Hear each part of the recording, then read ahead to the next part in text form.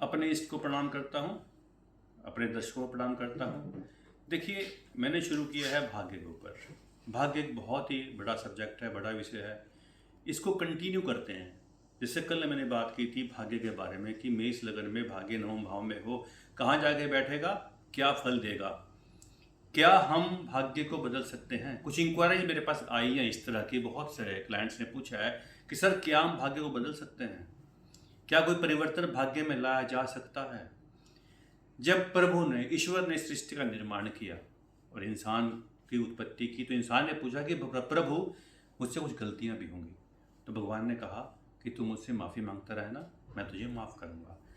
तो इंसान ने कहा कि मुझे ये कौन बताएगा कि मुझसे कौन सी गलती हुई है, इसका उपचार क्या है। तो मेरी जैसे ज्योतिष जो भगवान ने यहाँ भेजी हैं, जो भगवान ने ज्ञान हमको दिया है, उस इष्ट की, उस भगवान की कृपा से हम लोग आपके भाग्य का बदल सकते हैं, बिल्कुल बदल सकते हैं। कुछ यज्ञ हैं, कुछ मंत्र सिद्धि है, कुछ रत्न सिद्धि है, कुछ दान है। इन सब के माध्यम से हम अपने भाग्य को बदल सकते हैं। अब 12 लगन होती हैं, 9 ग्रह होते हैं, तो 12 राशियाँ होती हैं। कहाँ पे जाके आपका भाग्य बैठेगा, इससे मालूम पड़ता है हम लोगों को कि भाग्य में कितना बल है। फिर भाग्य की डिग्री होती है।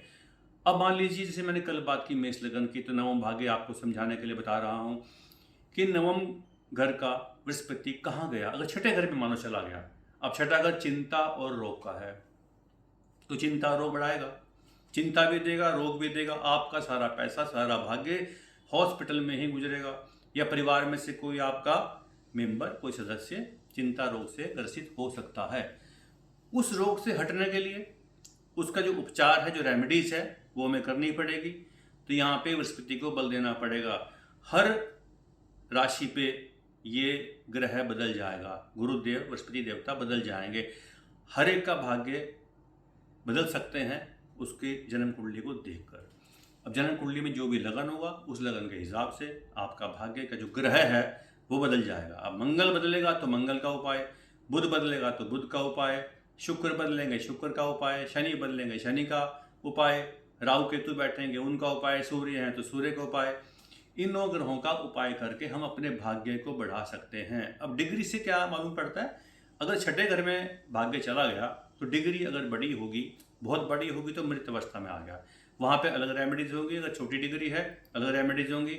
उपायों के बारे में बात करेंगे। ये जो भाग्य की श्रृंखला है थोड़ी सी ज़्यादा चलेगी, इसके ऊपर बात करेंगे। सारी इंक्वायरी मुझे इसी तरह की आ रही हैं कि जो भाग्य है, हमारा भाग्य, आपका कोई भी रोजगार है, कोई फैक्ट्री है, कोई दुकान करते हैं, नौकरी करते हैं, IAS है, HAS है, किसी भी तरह का आप काम करते हैं, आपको आपके भाग्य से आपका परिवार मिलता है, आपको आपके भाग्य से आपकी पत्नी मिलती है, आपको आपके भाग्य से आपका कारोबार मिलता है।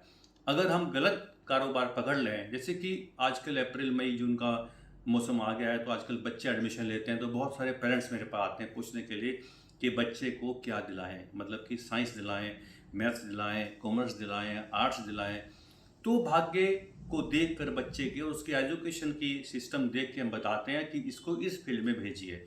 कोई मान लीजिए सर्जन बन सकता है और वो कॉमर्स में चला गया, तो भाग्य यहीं पे आपका वीक पड़ जाएगा। तो सही समय पर भाग्य के लिए हमको काम करना पड़ेगा, रेमेडीज करनी पड़ेगी, या स्टोन रेमेडीज, या मंत्र सिद्धि, या दान।